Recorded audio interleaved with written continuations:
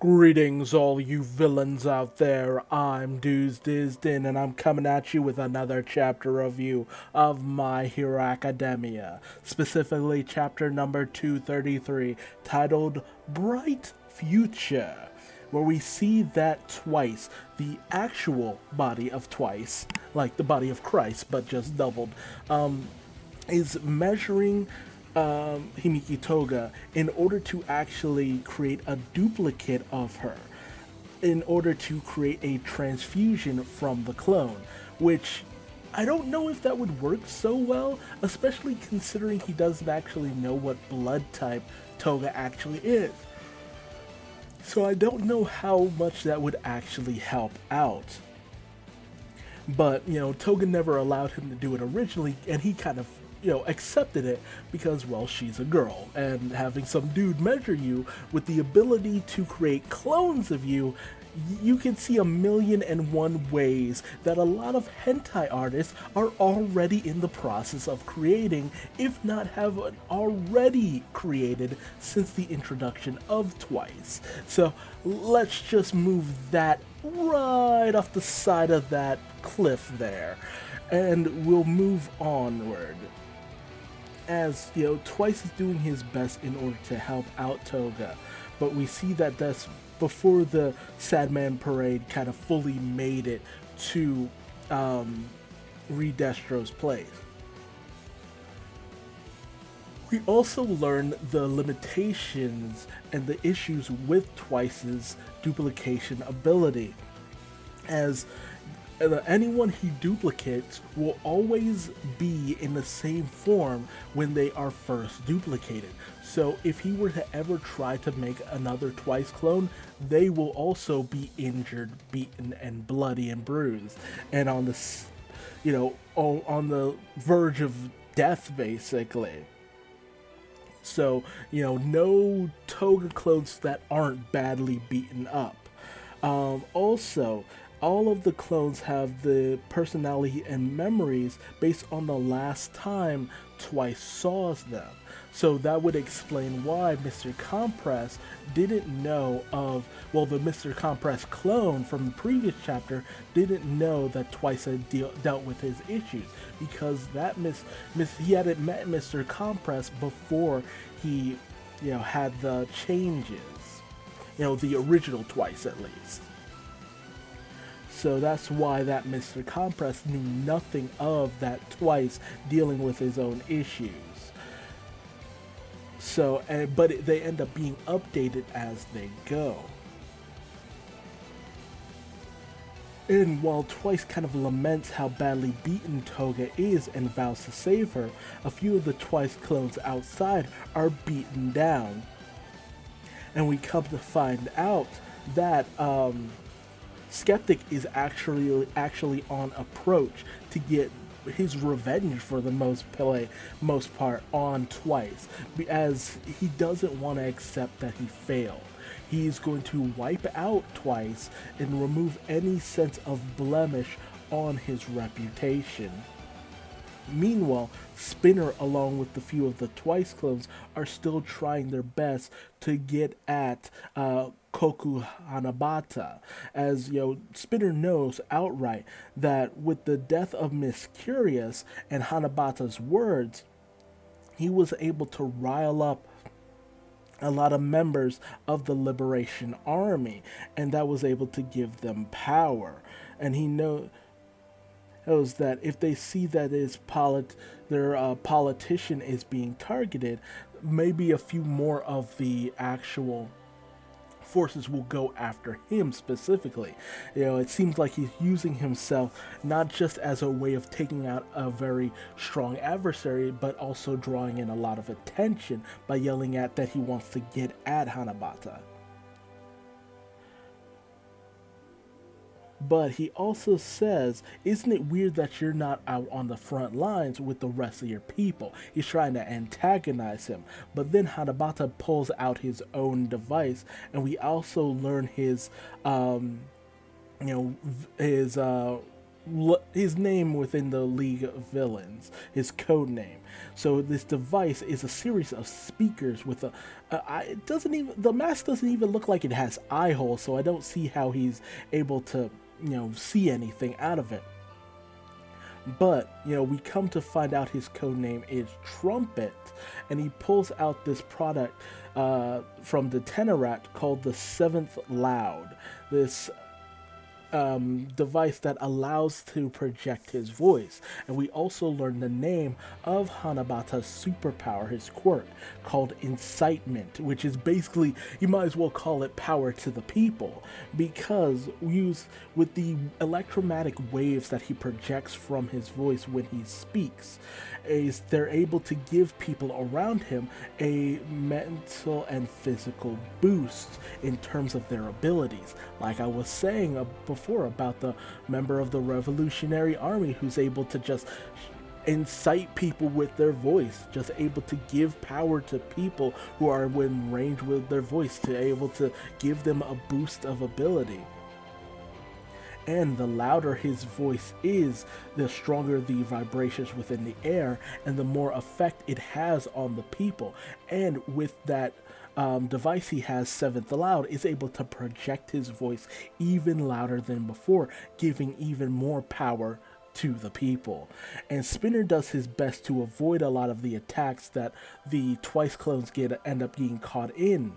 And Hanabata kind of makes known that he has Spinner's number, saying that he knows the Spinner's background and even his power. That his power is called Gecko, and it's just that he can cling to walls. That's it. That's Spinner's special ability. But if you've been reading, watching, whatever, My Hero Academia up to this point, you know that just because a quirk doesn't seem that impressive doesn't mean that it can't be used fairly well. And at least for a variety of different applications. And they have some background on him, that he was a shut-in, that he was bullied, and he has some kind of resentment towards the world. And Hanabata says that someone like that will never truly be able to truly accomplish anything on their own. And when the tower comes down because of Tomura Shigaraki, using his quirk on the tower to bring it down, where we saw the end of last chapter, Spinner and Hanabata are taken off guard by this, or I guess I should call him Trumpet from now on, and are taken off guard. But Spinner, it kind of proves a little bit deadly, as one of the Liberation Army members, pops out of a hole in the wall created by another, grabs on the Spinner, and just projects all these spikes out from his body, impaling Spinner to a certain degree. But Hanabata starts to call out to the members to go and aid their leader against the League of Villains. And during this moment, Spinner starts to have flashbacks to who he used to be, taking Hanabata's words that he wasn't someone who could accomplish things on his own to heart. I mean, yeah, he was a shut-in. He, sealed himself up. He was a bandwagon follower, and that's the whole thing with,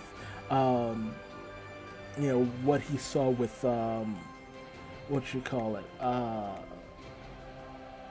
I am so forgetting his name right now. Stain, the hero killer. My God, I am so dumb. Stain, the hero killer.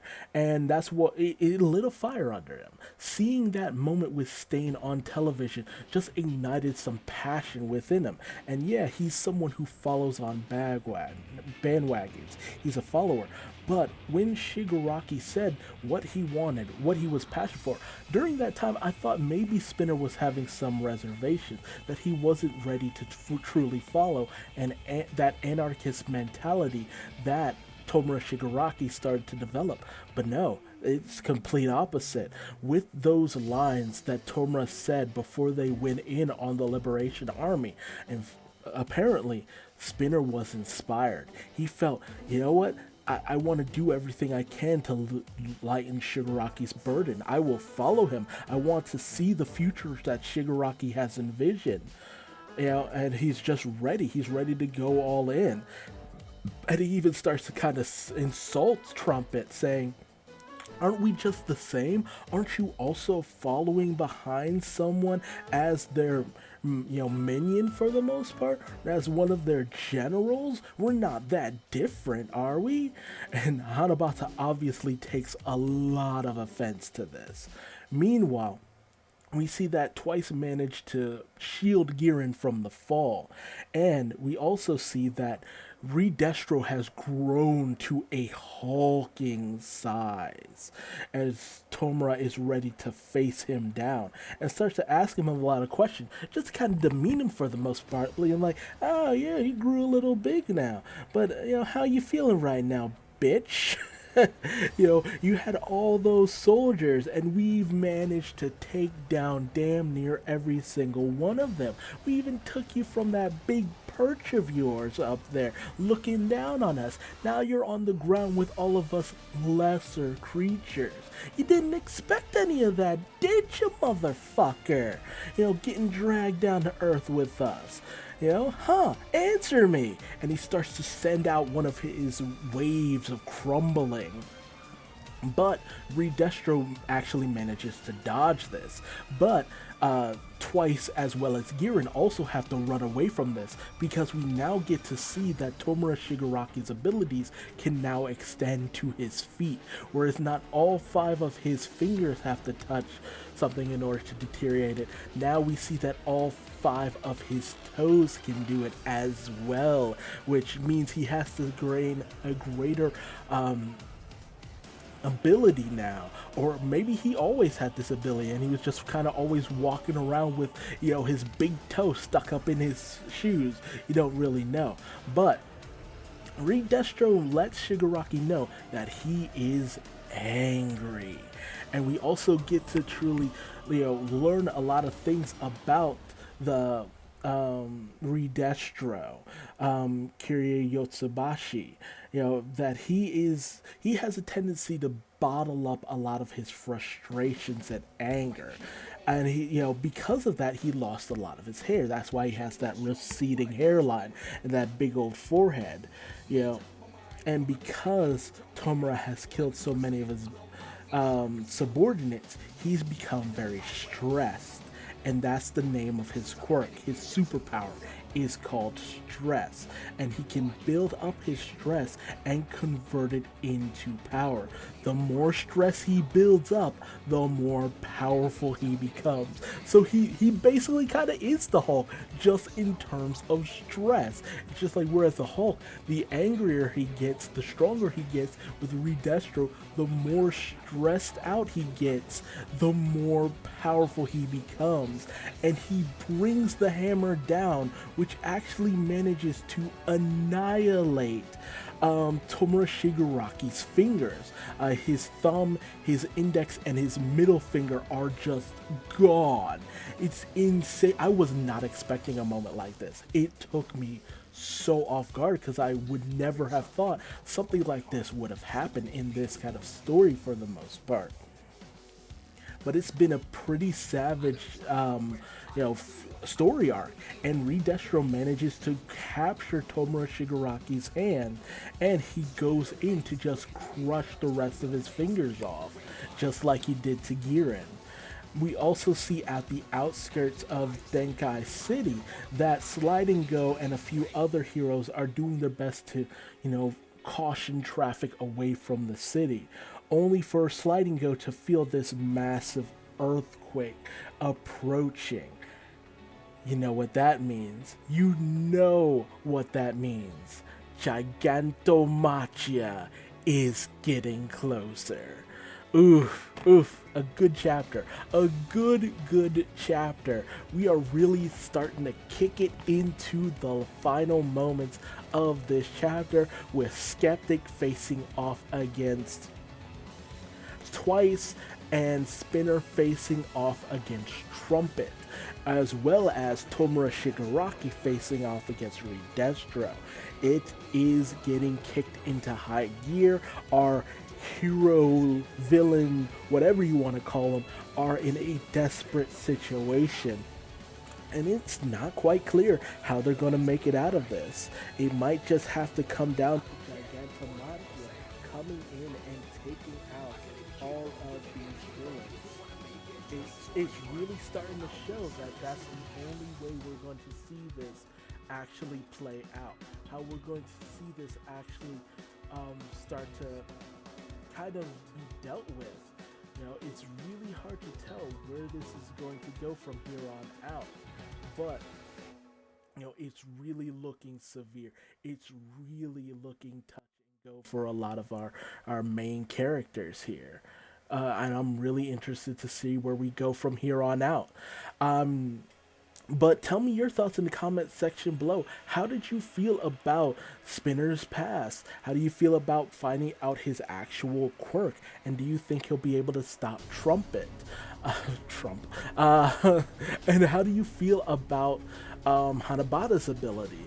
Insight I think it's actually pretty interesting. It adds stat buffs to his allies. A very RPG like ability for the most part.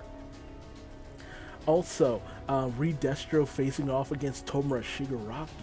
That's getting wild. And I was not expecting Tomura to lose any kind of limbs, but honestly, that's been happening a lot in terms of recent My Hero Academia stuff. Just people just losing their limbs, especially villains. Just a lot of limb loss for the villain side of things. But there's also the fact that Twice is about to face off against Skeptic, who's coming right for him in Toga.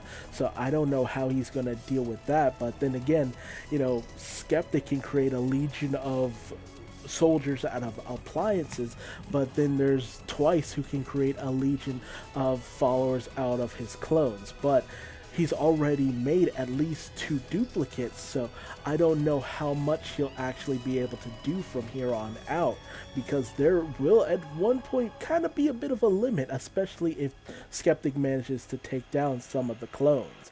But a very fun chapter. Again, tell me your thoughts in the comment section below. If you liked this video, leave me a like. If you didn't, feel free to leave me a dislike.